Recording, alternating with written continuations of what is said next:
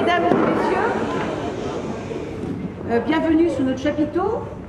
Ce soir, pendant le spectacle que nous allons vous donner, il y a un autre artiste nantais, d'une autre compagnie, qui est en garde à vue depuis ce matin, 10 h, suite à une manifestation. Pour cela, nous souhaitons donner la parole au collectif Cultures en lutte. Merci de votre attention.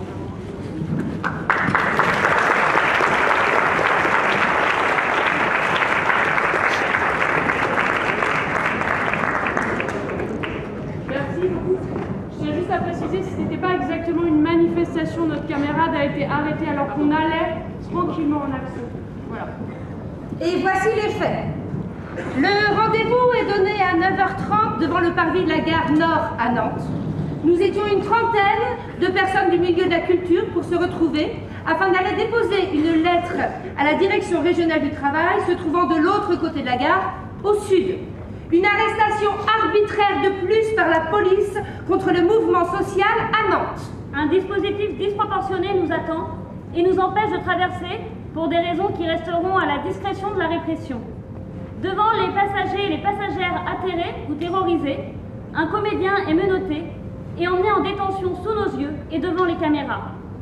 Pierre aura juste le temps d'envoyer un message à la ministre de la Culture en lui demandant de prendre position pour défendre l'accord du 27 octobre, conclu entre les représentants des salariés et des patrons du secteur culturel, avant de disparaître dans les cellules du commissariat central. Une détermination sans faille.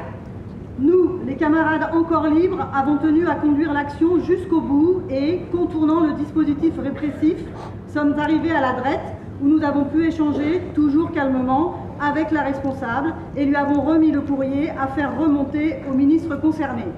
La lutte est joyeuse, camarades. Nous sommes ensuite allés soutenir notre camarade arrêté devant Waldeck-Rousseau.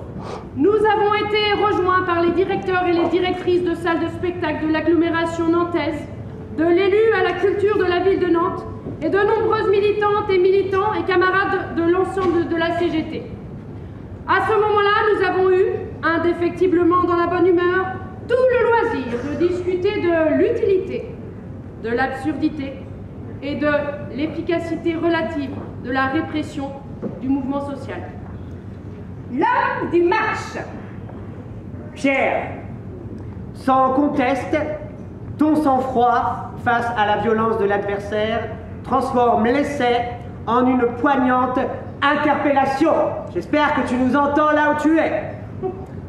À Madame Rima Abdul Malak, qu'on ne saurait imaginer sans réponse, eh bien, Madame la Ministre, la balle est maintenant dans votre camp.